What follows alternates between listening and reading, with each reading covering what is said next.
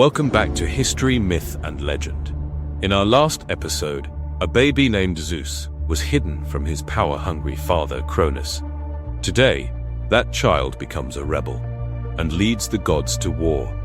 This is the story of Titanomachy, War of the Gods.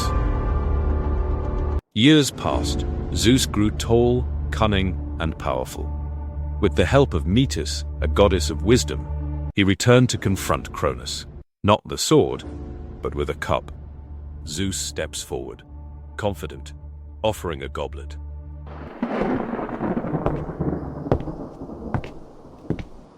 A gift, father, from a loyal son. Cronus drinks. He stumbles, clutching his stomach. What is this treachery? Zeus, he'd poisoned the king. Just enough to loosen what Cronus had once swallowed. Retching. One by one, adult gods stepped forward from behind him. First was Poseidon, stretching as he spoke. Oh, freedom! It tastes like salt! Hades looked around. His eyes squinted, yet his face wore a deep frown. His throat, you see, was scratchy from non-use. I have waited long in darkness for this moment. Next, Hera, the one who would have a large presence in Zeus's life. Her face showed the anger that she felt deep inside as she turned to Zeus to speak. He cannot live! You know that! If Cronus lives, then we will never be safe! Zeus nodded as he spoke. Brothers, sisters, will you fight by my side? One by one, they each agreed. First Poseidon, then Hades and Hera spoke, while the other nodded their agreements as well. To the end! Yes, we must fight to the end. We will be free! Let's do this. Now. Though free, the gods were still outmatched. The Titans held the heavens, the earth, and the depths. So Dia, the earth herself, came to aid her grandchildren. Free the Cyclops. Free the Hecaton chairs. They will turn the tide. Zeus stepped forward. Interest was evident as he asked. Where? Deep in the depths of Tartarus. Tartarus was a pit of shadow where even light feared to tread. There, the Cyclops, the one-eyed smiths, were bound, and the Hecaton chires, giants with 100 arms, were chained. Zeus made it to Tartarus and found the Cyclops and the Hecaton chires. He looked at them.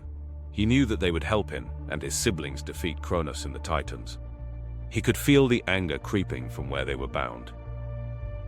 He knew the anger would push them to fight for freedom and revenge. You were cast down for fear of your strength. I come to offer you freedom and vengeance. Stand with my siblings and I against those who bound you. Brontes, Sterops, and Arges, sons of Uranus and Gaia, stood in the front.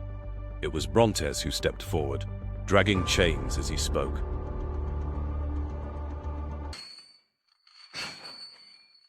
Release us, and we will forge your weapons.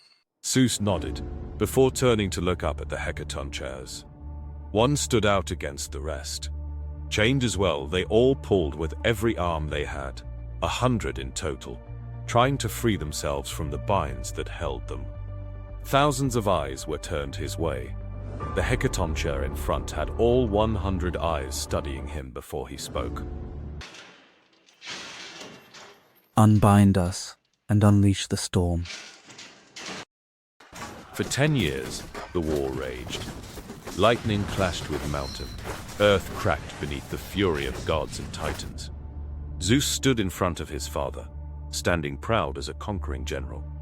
His brothers stood beside him and held the weapons forged and given to them from the Cyclops. Zeus' thunderbolt, a fearsome weapon forged from pure lightning and thunder. With a single strike, it could shatter mountains and command the skies. More than just a weapon, it became the ultimate symbol of Zeus's divine power and his unrivaled rule over gods and mortals alike. Poseidon's trident, a legendary three-pronged spear that granted Poseidon the command over both ocean and earth. With its power, he could summon tempests, churn the waves into fury, shake the ground with earthquakes, and splinter rock itself.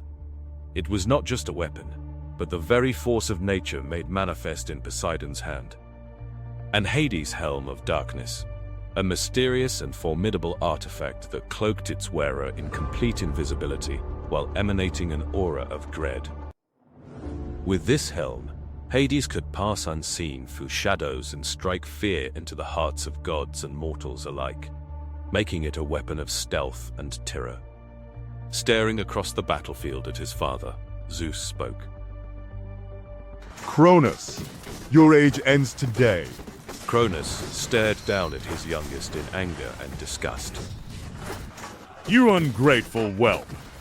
Poseidon stood beside Zeus. The sea rises against you. Disappearing and then appearing beside his brothers, Hades joined in. You cannot fight what you cannot see. And from the skies, thunder poured like rain. And with one final cry, Olympus, rise! The Titans fall! Cronus fell. The Titans, then, were chained and thrown into Tartarus. It was here they would, indeed, never rise again. Poseidon turned to Zeus. So, what now? Hades looked at his younger brothers, moving his gaze from one to the other. What about the lands? Who will now rule them? Zeus looked at both of his brothers and thought for a few moments. There was only one thing to do. We share it. Draw lots. Zeus threw the sky, Poseidon, the sea, Hades, the underworld. And thus, the age of Olympus began. A king now sat on the stormy throne of Olympus, but ruling the heavens would bring its own trials, monsters, betrayal, and fate itself. Join us next time for episode 3, Divide and Rule, where even gods must learn the cost of power.